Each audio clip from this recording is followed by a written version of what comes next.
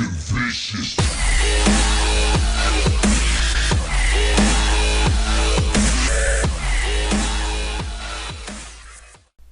Hey guys, how's it going? Welcome back to my top 10 video games that influenced me personally. Again, this is Agent Blue, C Daily, whatever you know me as. Um, Now we're going to be talking about number 9, the ninth game in the list. And this one is going to be, for me, it's going to be Silent Hill, the series, not an individual one. But I spent a lot of time over the years over different consoles, the PlayStation, the PC, playing these Silent Hill games that really fucking scared the shit out of me, man. Like, I'll tell you what, there's a lot of gameplay footage you'll see while I'm talking here that is kind of fucking creepy, man. And not only is this game creepy, and it's got weird bosses, like the big doorstop head, like that dude's head looks like a fucking doorstop. And I always used to get scared because I'd play this game at my grandma's house, and she had these door stops everywhere that looked like this motherfucker's head, and I would, get all scared and shit. And my grandma was deaf, so she could never hear me scream, anyways. And I'd just fucking be like going up behind her and being like, "Grandma!" And she couldn't hear me and shit. So, the fucking, I don't know why that's relevant to this, but yeah, it's Pyramid Head. It spawned a movie. The movie sucks. Don't go see it. There's no tits in it, anyways. And if there are tits in it, they're like ugly, fucking fucked up tits from like a zombie. But that's besides the point. The game was great. Back in the day, the graphics were bad because it's an old game. But as it progressed, more and more, the stories evolved, and they kind of try and interlink them together, and stuff like that. Um, but that's kind of besides the point. What I'm getting at is this game was influential to me because I played it a lot when I was a kid, and it used to scare the shit out of me. And my dad would make me watch him play it, and that was kind of creepy. And then I started wanting to play it because he wasn't a nerd like me, and he didn't want to play it for very long. But after that, I kind of, after the first one or two, Silent Hill 3 came out. I didn't really like that when I played it on the Xbox, and it wasn't that good. And I was like, oh shit, this game is gonna die out. And I was like 12 or 13 years old, plus I had better things to do, like you know, talk to girls. Just kidding, didn't talk to any girls till I was like 23 or 24. But but after that, Silent Hill 4, The Room, that one came out. I think that's Silent Hill 4. Um, that one was pretty cool. I did enjoy The Room. You're locked in this room, and crazy shit happened to you, and you had to get back to your fucking little room so you could eat your dinner and stuff. And it was pretty neat feature to kind of have the phase in, phase out effects, and instead of exploring the fucking creepy ass city of Silent Hill all the time. But after that one, I kind of stayed out of the series for a long time and didn't keep up with it.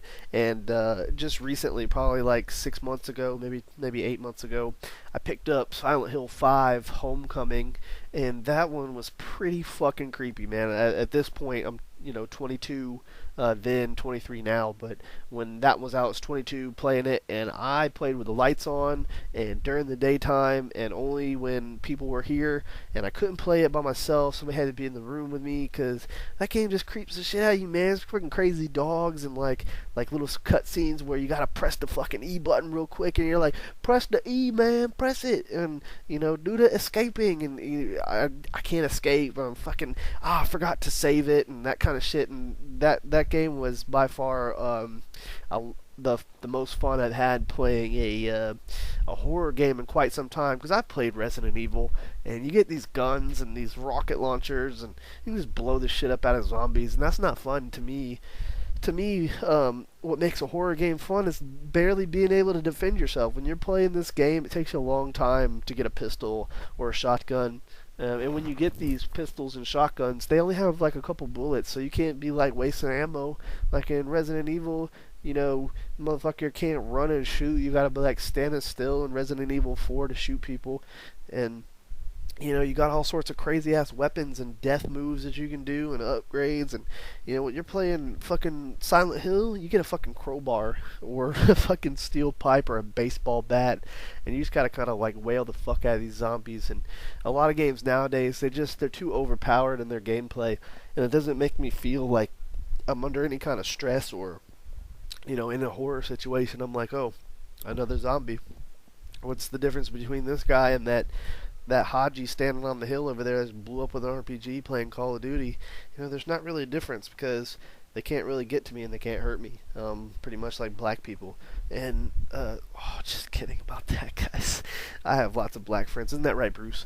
But other than that, the game, while it offered the horror side, it also offered a deep puzzle solving. There was a bunch of fucking puzzles in this game, and I'm like, oh god, another puzzle.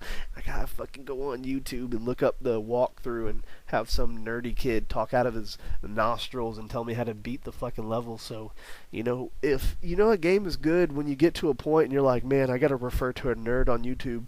And thank you all the nerds on YouTube for making those walkthrough videos on, how to do this kind of stuff for these games. But there's, like I said, games nowadays, in retrospect, they have Dead Island now, which is a zombie game.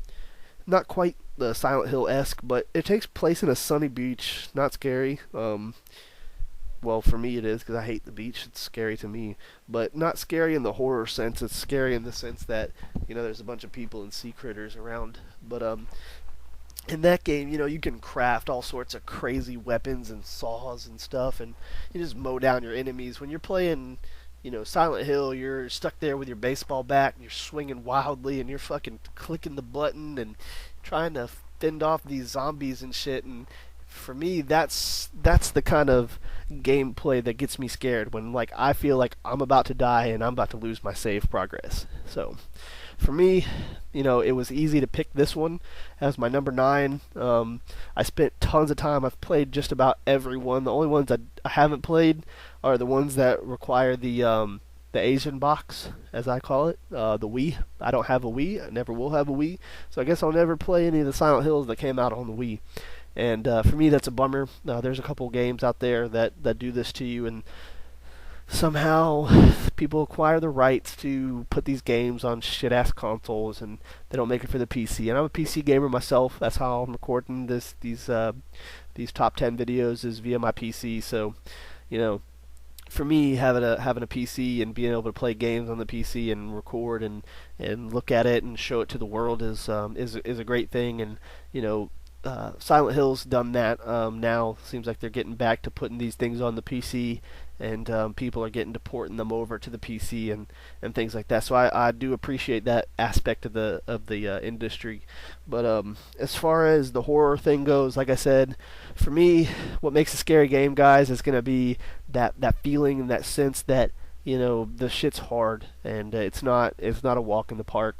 Otherwise, it would just be Sonic the Hedgehog. That game's scary, because you might lose all your rings if you hit the pineapple tree the wrong way and you fucking fall on the spikes. But for me, like I said, that's what's making this game number 9. The fact that it is scary as shit. It has a puzzle solving accent to it. It makes you use your brain, and right in the middle of using your brain, here's a fucking scary monster, and you're like, oh shit, scary monsters, and you're fucking clicking everything, trying to fucking get away, and you can't, because they've grabbed you, and now you gotta press the fucking E button, and you're trying to escape. But games, they don't do that nowadays. And here's a zombie, here's 30 zombies, and you can fucking hack right through them. So for me, number 9, influential game for me. Scary, always been scary, always hopefully will be scary. Silent Hill number 9. Hope you guys like this one. Hope you guys enjoyed it. And I'll have number 8 coming out probably tomorrow. It's going to take me a little while to do this one. So you guys have a good night, and we'll catch you on number 8, which will be in the description. Bye-bye.